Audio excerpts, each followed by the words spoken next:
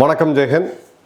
Operation Sindoor த untold story இந்த ஆங்கில புத்தகம் இப்போது அமேசானில் சேலுக்கு இருக்குது. லிங்கை கிளிக் பண்ணி யார் வேணால் பை பண்ணலாம்.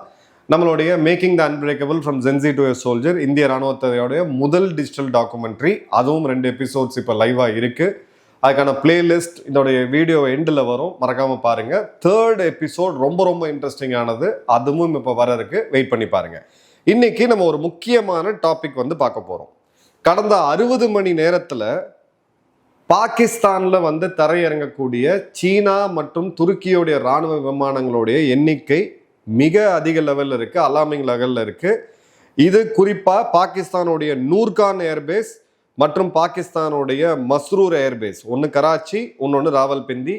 இந்த நூர்கான் ஏர்பேஸில் தான் பாகிஸ்தானுடைய ஸ்ட்ராட்டஜிக் ஏர் அசெட்ஸ் அப்படின்னு சொல்லக்கூடிய அணு ஆயுதத்தை ஏவக்கூடிய ஏவுகணைகள், அதோடைய கமாண்ட் சென்டர்ஸ்லாம் வச்சுருக்காங்க. இதை தான் நம்ம ஆப்ரேஷன் சிந்தூரில் ஒரு பெரிய ஒரு துளையை போட்டு அந்த பில்டிங்கே கம்ப்ளீட்டாக இந்தியா டெஸ்ட்ராய் பண்ணோம். அதை மீண்டும் துருக்கி கட்டி கொடுத்துருக்காங்க. இந்த 2 இடத்துலையுமே கடந்த 60 மணி நேரத்தில் அன்யூஷுவலான விமானங்கள், அதாவது துருக்கி மற்றும் சைனாவிலேருந்து இராணுவ விமானங்கள், கார்கோ பிளேன்ஸ் அப்படின்றது இறங்கியிருக்கு.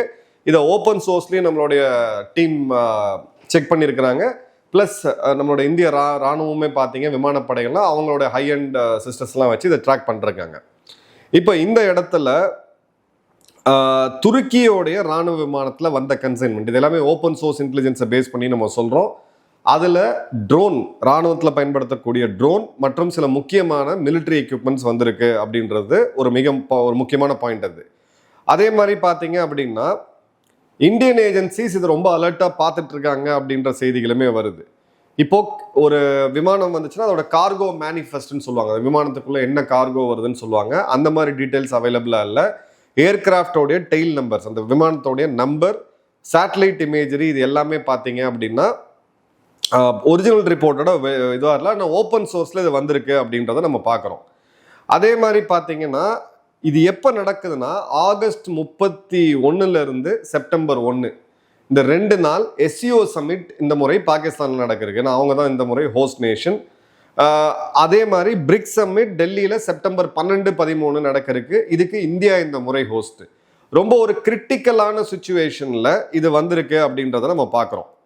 இப்போ வெரிஃபைடாக சில முக்கியமான விஷயங்களை நம்ம பார்த்தோம்னா, பாகிஸ்தானுடைய விமானப்படை தளபதி மே மாதம் துருக்கி சென்று சில முக்கியமான பேச்சுவார்த்தைகளை நடத்துறாரு. துருக்கியோடைய எஸ்டாப்ளிஷ்டு பப்ளிக்லி அக்னாலேஜ்டு விஷயம் என்ன அப்படின்னு பார்த்தீங்கன்னா, ட்ரோன் ப்ரொடக்ஷன், அதுவும் co production relationship with Pakistan. துருக்கியோடைய பைராக்டர் ட்ரோன் கம்பெனி பாகிஸ்தானில் தன்னுடைய ஃபேக்டரியை வச்சு பாகிஸ்தானும் துருக்கியும் கூட்டாக சேர்ந்து ட்ரோன்களை உற்பத்தி பண்ணுவாங்கன்றது. துருக்கி ஒரு மிகப்பெரிய ட்ரோன் பவர் அப்படின்றது நம்ம எல்லாருக்குமே தெரியும்.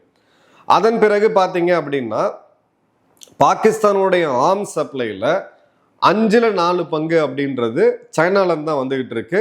குறிப்பாக J-10C ஃபைட்டர் அப்படின்றத ஆப்ரேஷன் சிந்தூரில் இவங்க அதிகமாக பயன்படுத்தினாங்க. அவங்களுடைய ஓய்வு பெற்ற ஒரு இராணுவ அதிகாரி கிட்ட, விமானப்படை அதிகாரி ஒரு பேட்டியில் என்ன சொல்லியிருந்தாருன்னா, F-16 நாங்கள் எடுக்கவே இல்லை, ஏன்னா ரஃபேல் ஒரு 170 கிலோமீட்டர்ல இருந்து F-16 லொக்கேட் பண்ணுச்சுன்னா ஃபயர் பண்ணிடும்.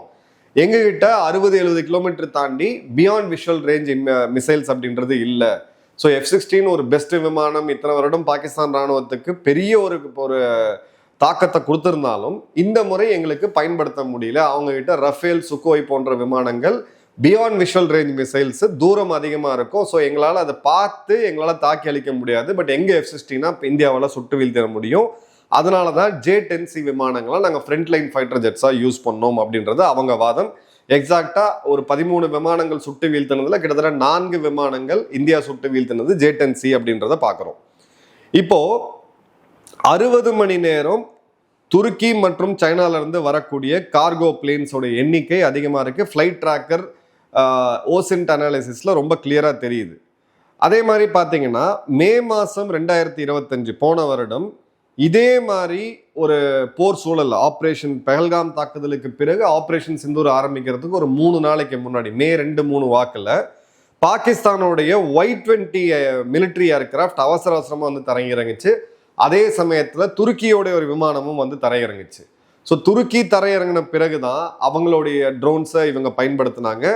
சீனாவுடைய எக்யூப்மெண்ட்ஸ் போர்க்கால அடிப்படையில் அங்கே வந்து இறங்கினதை நம்ம பார்க்க முடியும். ஸோ இந்த வந்த நியூஸை இது ஏதோ யாரோ சோஷியல் மீடியாவில் கிளப்பி விடுறாங்க அப்படின்னு சொல்லிட்டு கண்டிப்பாக நெக்லெக்ட் பண்ண முடியாது. இப்போ சைனா பாகிஸ்தான் மிலிட்ரி டைஸ் அப்படின்றது நம்ம ரொம்ப குறிப்பாக பார்க்க வேண்டியது இருக்கு. இன்னைக்கு JF-17 அப்படின்ற அந்த 4ஆம் தலைமுறை போர் விமானம், கிட்டத்தட்ட நம்ம தேஜஸ்க்கு ஈக்குவலாக நம்ம வைக்கலாம், அந்த போர் விமானத்தை பாகிஸ்தானும் சைனாவும் கூட்டா சேர்ந்து தயாரிச்சிட்டு இருக்காங்க. அடுத்து இருக்கக்கூடிய J-10C ரக விமானம், அதை வந்து சைனா பாகிஸ்தானுக்கு ஃபுல்லி லோடட் விமானத்தையே கொடுத்துருக்காங்க. அப்படியே விமானம் அங்கேருந்து டேக் ஆஃப் ஆகி சைனால வந்து இங்கே தரையிறங்குது. மூணாவது சைனாவுடைய J-35 மற்றும் J-35E, இது 5ஆம் தலைமுறை போர் விமானம், ஸ்டெல்த் கேப்பபிலிட்டி. வர 27 ஜூனுக்குள்ள இந்த விமானங்கள் கிட்டத்தட்ட 35 விமானங்களை பாகிஸ்தானுக்கு கொடுக்க இருக்கிறாங்க. இந்த விமானம் நிச்சயமா பாகிஸ்தானுக்கு ஒரு கேம் சேஞ்சரா அமையும். இதை எதிர்த்து இதை வீழ்த்தறதுக்கான வியூகம் இந்தியா எப்படி அமைக்குது, ஒரு ரியல் காம்பேட் சுச்சுவேஷன்ல ஒருவேளை நம்ம சாமர்த்தியமா கரெக்டா திட்டமிட்டு இந்திய விமானப்படை மேல எனக்கு 100% அந்த கான்பிடன்ஸ் இருக்கு, J-35 சுட்டு வீழ்த்திட்டாங்க அப்படின்னா சைனா ஒரு மிகப்பெரிய பேரதிர்ச்சியை சந்திக்கும். அந்த காலத்துக்காக நான் வெயிட் பண்ணிட்டு இருக்கேன். சைனாக்கும் பாகிஸ்தானுக்கும் அப்படின்றது இன்டர் ஆபரேட்டபிலிட்டி இன்னமும் ஃபுல்லா அமையல. பாகிஸ்தான் இந்த விமானங்களை எப்படி பயன்படுத்தணும், அதோட டாக்டிக்கல் ரீச் எப்படி இருக்கணும், போர் யுக்திகள் எப்படி இருக்கணும்ன்றத ஆப்டிக்கல் ஃபைபர் கேபிள் மூலியமா சைனால இருந்து கண்ட்ரோல் பண்ணி பாகிஸ்தானை இயக்கிட்டு இருந்தாங்க. ஆனா பாகிஸ்தானுடைய மாடலும் பாகிஸ்தானோடது PLA அவங்களுடைய சென்ட்ரலைஸ் கமாண்ட் ஸ்ட்ரக்சரை வேஸ்ட் பண்ணது, விமானப்படை அதில் இன்டகிரேட் ஆகிருக்கும், தியேட்டர் கமாண்ட் முறையில் ஆப்ரேட் பண்ணுவாங்க. ஆனால் பாகிஸ்தானை பொறுத்தவரை அவங்க விமானப்படை கடற்படை அதை இயக்குறதுமே அவங்களுடைய இராணுவம் தான், ஆர்மி தான். ஸோ இது ரெண்டும் வந்து கம்ப்ளீட்டாக சிங்க் பண்ண முடியாது. அதே மாதிரி F-16 லிங்க் 16 டேட்டா ப்ரோட்டோகால் அப்படின்ற ஒரு விஷயம் இருக்கு. F-16 இன்னைக்கும் ஃப்ரண்ட்லைன் ஃபைட்டர் ஜெட் தான் பாகிஸ்தான் பொறுத்த வரைக்கும்.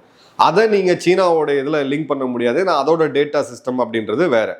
துருக்கி பாகிஸ்தானுக்கு நடுவில் போன வருடம் அவங்க போட்ட ஒப்பந்தம், அதன் பிறகு இவங்களுடைய ஜாயிண்ட் டிஃபென்ஸ் அக்ரிமெண்ட் ஆகஸ்ட் 7ஆம் தேதி மெக்காவோட ஜாயிண்ட் டிஃபென்ஸ் அக்ரிமெண்ட், இதெல்லாம் பார்க்கும் பொழுது ஸோ கிளியர் கட்டா இது வந்து பாசிபிளான ஒரு மிலிட்ரி அலையன்ஸ். அதே மாதிரி ஒரு ஸ்ட்ராங்காக இருக்கக்கூடிய மிலிட்ரி அலையன்ஸ்ல நமக்கு எந்த டவுட்டுமே வேண்டாம். பட் இது ஏன் முக்கியமாக பார்க்க வேண்டியது இருக்குன்னா டைமிங். ஏன்னா 2 முக்கியமான நிகழ்வுகள் நடக்குது. நான் ஏற்கனவே சொன்ன மாதிரி ஆகஸ்ட் 31 செப்டம்பர் 1 கிர்கிஸ்தான் நாட்டில் SCO சமிட் நடக்குது. அதே மாதிரி பார்த்தீங்க அப்படின்னா SCO சமிட்டை 2027 பாகிஸ்தான் ஹோஸ்ட் பண்ணுறாங்க. பிரதமர் மோடி அவர்கள் உஸ்பெகிஸ்தானில் ஆகஸ்ட் 28 போயிட்டு அதன் பிறகு ஒரு சென்ட்ரல் ஏஷியன் நாடுகளுக்கு ஒரு சுற்றுப்பயணம் இருக்கிறதா ஒரு தகவல் வருது. இதில் ரொம்ப முக்கியமான நிகழ்வு இந்த ஆண்டில் அப்படின்னு பார்த்தீங்கன்னா பிரிக்ஸ் சமிட் செப்டம்பர் 12-13 இருக்கு. இதுதான் முதல் முறையாக பாரத பிரதமர் மோடி அவர்கள் ரொம்ப வருடத்துக்கு பிறகு ஷி ஜின்பிங்கையும் ரஷ்ய அதிபரான புத்தினையும் ஒரே நேரத்தில் இங்கே ஹோஸ்ட் பண்ணிருக்காங்க. மிகப்பெரிய லெவலில் அதற்கான ப்ரிப்பரேஷன்ஸ் போயிட்டு இருக்குன்றத பார்க்குறோம். இப்போ இந்தியா சைனாவுடைய WMCC working mechanism of consulting and cooperation, அப்படி கன்சல்டேஷன் கோஆப்ரேஷன் 36வது மீட்டிங் வந்து ஆகஸ்ட் 6ஆம் தேதி நடந்துச்சு.